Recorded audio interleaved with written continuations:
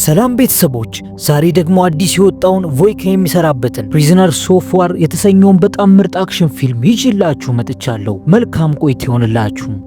ፊልሙ የሚጀምረው ወደ 1950ዎቹ በትዝታ ፈረስ እያስጋለበን ነው። ጄምስ ራይት የተባለው ሰው ኢዶዶጆ ወደ ተባለ የማርሻል አርት ማሰልጠኛ ስፍራ ሲደርስ ወደ ውስጥ እንደዘለቀም ተማሪዎቹ ያለ ረፍት ቀጥቅጠው ሲሰለጥኑ ይመለከታል። ወዲያውኑ ትኩረቱ ግድግዳው ላይ ወደ ተሰቀለው አንድ ፎቶግራፍ ይሄዳል። ከዛም ጄምስ መምህራቸውን ስለ ፎቶግራፉ ይጠይቀዋል። መምህሩም ጥልቅ የትውስታ ስሜት ውስጥ ይገባና አባቱ ስለዚህ የማይበገር ሰው የትግል መንፈስና አወዛጋቢ የትግል ስልቱ የነገሩትን ታሪኮች ያስታውሳል። ሆኖም ግን ድንገት ከዚህ ተመስጦ ይወጣና ጄምስን እዚህ ምን አባት አረጋለህ በሚልና በጠላትነት ስሜት እየተመለከተው ጥንካሬውን ለመፈተን ተማሪዎቹን ጄምስን እንዲገጥሙት ያዛቸዋል። ጄምስ ግን የዋዛ አልነበረምና በሚያስደንቅ ፍጥነትና ብቃት ሁሉንም ተማሪዎች በጥቂት ሰከንዶች ውስጥ ያዝረክርካቸዋል።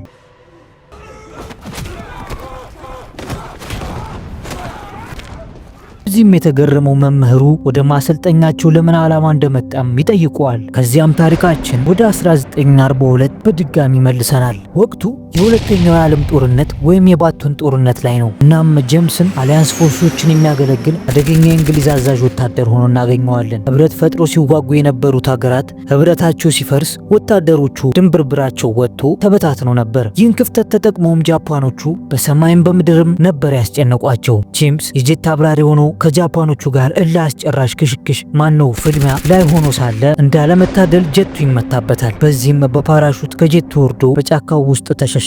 ለካ ያረፈበት ቦታ በጃፓኖች ወታደሮች የተያዘ ስፍራ ላይ ስለነበር ጀቱ መከስከስ በጭንቅ ቢያመልጥም ራሱን ግን በጃፓን ወታደሮች ተከቦ አገኘው።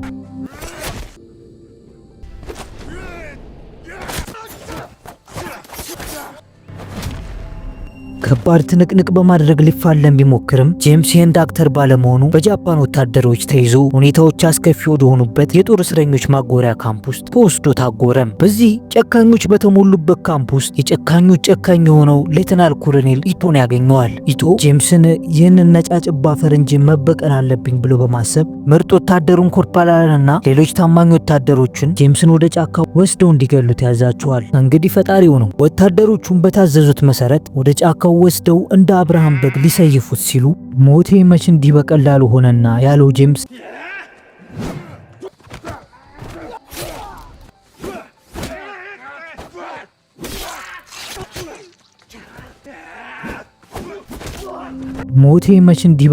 ሆነና ያለው ጄምስ ከባድ የውጊያ ስልቱን በመጠቀም ሁሉንም የያዙትን ወታደሮች ፈጅቷቸው ከሞት መንጋጋ በጭንቅ ያመልጣል። ወታደሮቹን ከጨረሳቸው በኋላ ወደ ጫካው ሸሸና መውጫ መንገድ ሲፈልግ በጫካው ውስጥ በስውር በተጠመደው ወጥመድ ውስጥ ገብቶ በድጋሚ በወታደሮቹ ተያዘም።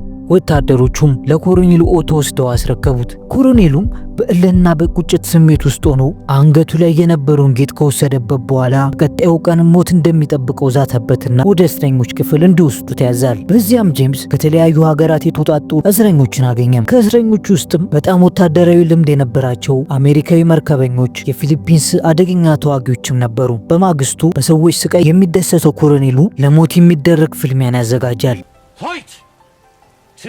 እስረኞቹ የሚዋጉትም በጣም አደገኛ ከነበረው ራብን ጋር ነው። ራብን ከባድ ተፋላሚ በመሆኑ ሁሉንም በአንድ ምት ስስ ብልታቸውን እየመታ ነበር የሚዘረጋቸው።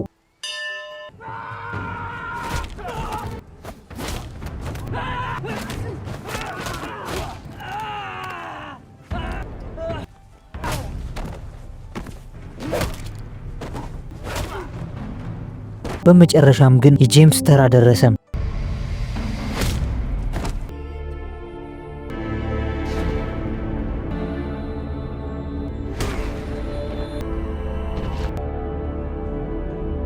ኮሎኔል ኢቶ ከዚህ ሰው ማይተርፍም ብሎ ውጊያውን ለማየት ቢጓጓም አደገኛው ራበን ግን በጄምስ ፊት ምንም አልነበረም። እንደውም በኩርኩም ብሎ ነበር የደፋው። በዚህም ኢቶ በጣም ተናዶ ደንፍ ይዞት ወደ ቢሮ ይገባል። ይህ ሰው እኮ የጄምስን ኃያልነት ሊያምን ይፈልጋል መሰለኝ።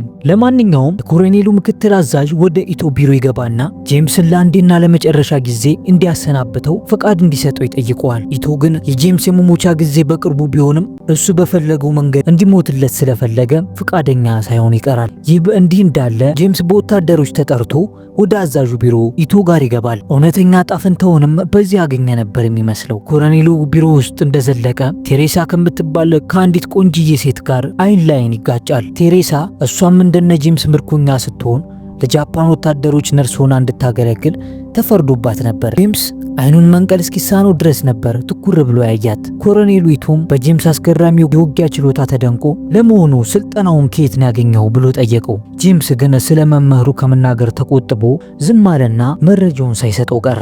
በዚህ የተናደደው ኢቶም በሰይፍ ጉንጩ ላይ ቀረደደውና ነገ ሞት ይጠብቃል ብሎ እንደለመደው አስፈራርቶት ወደ እስር ቤቱ እንዲወስዱ ታዘዘ።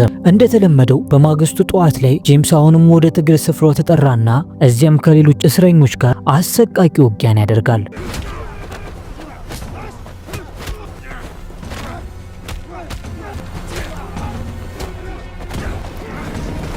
ከዚህም የሞት ወጥመድ በድጋሚ አመለጠ። በቀጣዩ ቀንም ጄምስ የወታደሮቹን ሬዲዮ ሰርቆ እርዳታ ለመጥራት ፈልጎ ደፋር እቅድ ያወጣል። በዚህ የግዞት እስር ቤት እንኳን ለሰው ለአህያ ራሱ የሚከብዱ የጉልበት ስራዎችን መስራት የዕለት ተዕለት ግዴታቸው ነበር። ታዲያ ይህን የጉልበት ስራ እያከናወኑ ሳለ የጄምስ ጓደኞች አውቆ ከሌሎች እስረኞች ጋር ግብግብ ይፈጥራሉ። የጠባቂውን ትኩረት ሲሰርቁም ጄምስ ደግሞ እድሉን በመጠቀም የወታደሩን መገናኛ ሬዲዮ ይሰርቃል። በማግስቱ ኮሎኔል ኢቶ ሬዲዮ መሰረቁን ሰምቶ እስረኞቹን እንዲሰበሰቡ ያደርግና ከእስር ቤቱ አይደለም ማምለጥ ማሰብ ራሱ እንደሌለባቸው ግን ይህንን ሕግ ተላልፎ የተገኘ ከባድ ቅጣት እንደሚጠብቁ ገልጾ ለትምህርት እንዲሆናቸው ሊያመልጡ አቅደዋል ብሎ የጠረጠራቸውን በእስረኞቹ ፊት እንዲገደሉ ያደርጋል። መስሚያው ጥጥ የሆነው ጄምስ ግን በዚያው ምሽት ለመሸሽ ያቅድና እስ ብሎ በብልሃት ከክፍላቸው ወጥቶ ወደ ጫካው በመሄድ ድጋፍ የሚያደርጉለትን የአሜሪካ ወታደሮችን መገናኘት የሚችልበትን ቦታ በደንብ አጥንቶ ወደ ክፍሉ በመመለስ ላይ እንዳለ በድንገት የጃፓኖቹ ወታደሮች ሌሊት ላይ የተለመደ የእስረኛ ቆጠራቸውን ማድረግ ይጀምራሉ። ነገር ግን ጄምስ ይህ እንደሚሆን አስቀድሞ ገምቶ ስለነበር ስርዓት የተኛ አስመስሎ አልጋውን አስተካክሎ ነበር የወጣው። ወታደሮቹም ሁሉም አሉ ብለው ፍተሻቸውን ያጠናቅቃሉ። ጄምስም ወደ ክፍሉ ተመልሶ ምንም እንዳልተፈጠረ ሆኖ ይተኛል። በነጋታው ጠዋት ላይ ጄምስ ለጓደኞቹ በምሽት ያጋጠመውን ሁሉ ነገራቸውና በወታደራዊ ኮድ መነጋገር የሚችል ሰው እንደሚያስፈልጋቸው ይገልጽላቸዋል። ኮሎኔል ኢቶም ጄምስን በድጋሚ ያስጠራዋል። ከዛም ባሉበት አካባቢ የሚወሩ የህንድና ናቫሆ ቋንቋዎችን መረዳት ይችል እንደሆነ ይጠይቀዋል። ጄምስ ግን ምንም እንኳን ቋንቋዎችን ይችል የነበረ ቢሆንም አረን ያልችልም ብሎ መለሰለት። በዚህ ጊዜ እያወቀ እንዳላወቀ ሆኖ እያጭበረበረው እንደነበር ገምቶ ኢቶ በጣም በንዴት ይሞላል። በእሱልህም ካሁን በኋላ ማንም እስረኛ ቤተሰብ ሊጠይቀው ቢመጣ ራሱ እንዳይገናኙ የሚል ህግ ያወጣል። ከዚያም ምሉ ስላልበረደለት ጄምስን እጁን ተወጥሮ ታስሮ ያለ ርህራሄ እንዲደበድቡት ያዛል። ክፉኛ አብዝተው ከመደብደባቸው የተነሳ ጄምስ ራሱ ዱላ ጠግቦ አጋስቶ ነበር። መሀል ላይ ግን ድብደባው በጣም የሰለቸው ጄምስ በንዴት ተሞልቶ የደበደቡትን ወታደሮች በሙሉ ምንም ሳያስተርፍ ያጋደማቸዋል።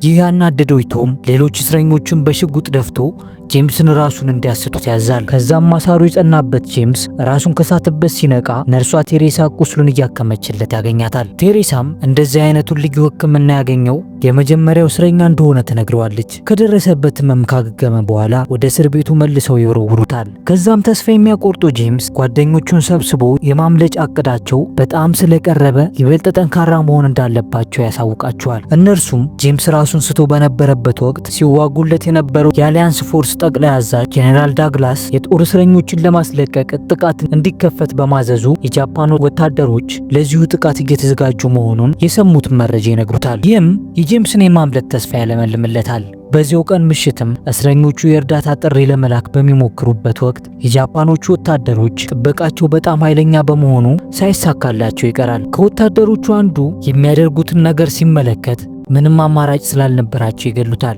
እቅዳቸው ከሽፎ ወደ ነበሩበት ሊመለሱ ሲሉ አንድ በእድሜ ትንሽ ወታደር ይመለከታቸዋል። ጄምስና ጓደኛው ይይዙትና ያየኸውን ነገር ለማንም ትፍሽ ብትል ያበቃልሃል ብለው ያልታሰበ ምህረት አድርገው ይለኩታል። ያው ጀግና የሚገድል ብቻ ሳይሆን ምህረትንም የሚያደርግ ነው። ለማንኛውም ጄምስ የወጣቱን ወታደር ህይወቱን ከታደገ በኋላ ጠባቂዎቹ እንደተለመደ ፍተሻቸውን ሲያካሂዱ ሁሉንም እስረኞች በመኝታ ክፍላቸው እንደነበሩበት ያገኟቸዋል። በማግስቱም ኮሎኔሊቶ ሁሉንም እስረኞች ጠራና ማታ ላይ ወታደር የገደለው ማን ነው ብሎ አፋጠጣቸው። ጄምስም በድፍረት ወደፊት ወጥቶ ሁሉንም ነገር የፈጸመው ራሱ ለብቻው እንደሆነ ይናገራል። ኮሎኔሉም በጄምስ ድፍረት በጣም ተደናግጦ ሌላ ምንም ያላጠፋን እስረኛ ወደፊት ይጠራና እስኪ አንተ ገዳይ ከሆንክ ይህንን ሰው ግደለው አለው። ይህን ለማድረግ ሞራል ያልነበረው ጄምስ ግን በፍጹም አላደርገውም አለ። ከዚያም ፍልሚያ ማየት የሚወደው ኢቶ ጄምስን አግዞታል ብሎ የጠረጠረውን ጓደኛውን ከወታደሮቹ ጋር ተራ በተራ እንዲፋለም ያደርጋል።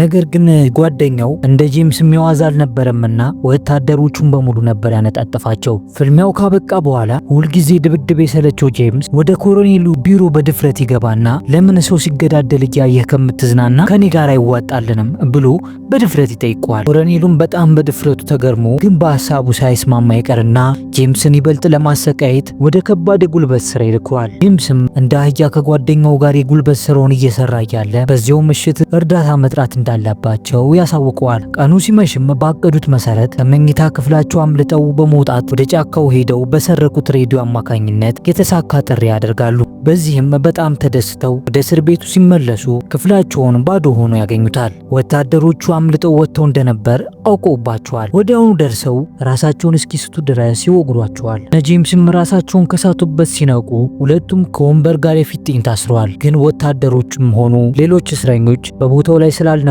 የእስረኛ ካምፑ ላይ ጥቃት ተፈጽሞ እንደነበር ይረዳሉ። በዚህ ጊዜም ነርሷ ቴሬሳና ጓደኛዋ አና እነርሱን ለመታደግ ይገባሉ።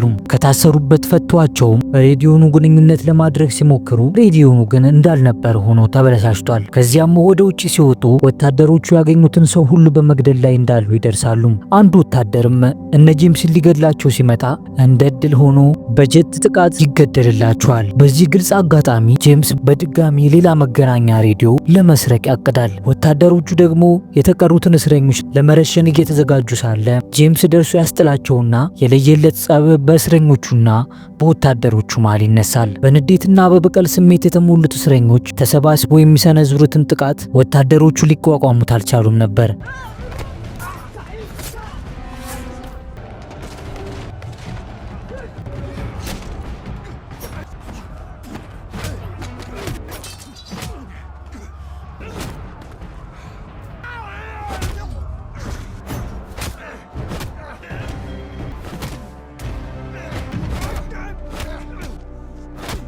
ይህን ከባድ ተጋድሎን ካደረጉ በኋላ ለማምለጥ ሲሞክሩ በመጨረሻ ጄምስ ኮሎኔሊቶን ለብቻው በቢሮ ውስጥ አገኘው። ጄምስም እንደዛ ሲያሰቃዩ የነበረው ኮሎኔሉን እንዲሁ በቀላሉ ሊገድለው ስላልፈለገ የመጨረሻ አንድ እድል ሰጥቶት እንዲፋለመው ጋበዘው። ያው ግብዣ ከተባለ ማለት ነው።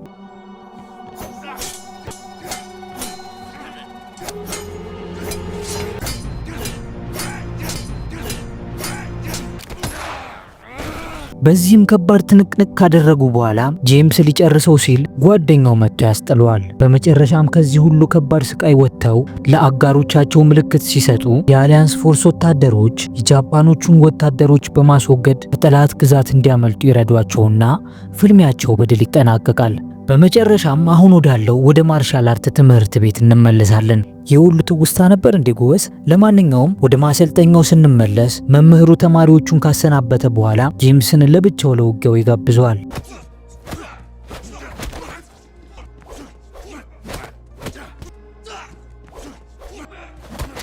ጄምስም የሰዎቹን ግብዣ ስለማይነቅ ጥያቄውን ተቀብሎ ከባድ ፍልሚያን ካደረጉ በኋላ እንደተለመደው መምህሩን ያሸንፈዋል። ነገር ግን ብዙ ሲያወራለት የነበረውን የአባቱን የተከለከለ የውጊያ ስልት እንዲያስተምረው ሲጠይቀው የፊልሙ ፍጻሜ ይሆናል። ቻናላችን ይህንንና ተመሳሳይ ፊልሞችን በምርጥ አቀራረብ ወደ እናንተ ይዞላችሁ ይቀርባል።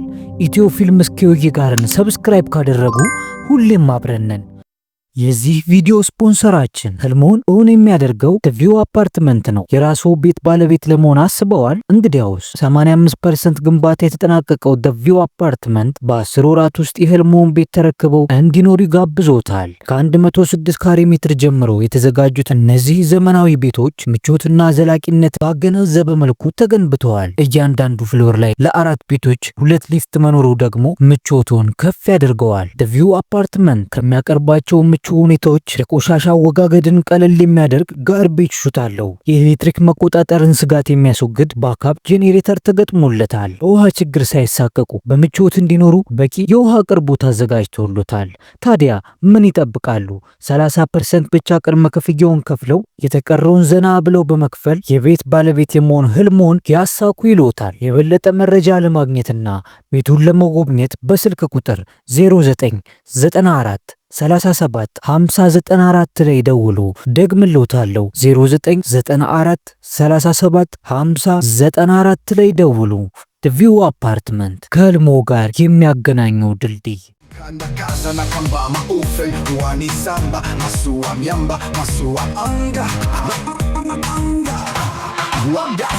Anga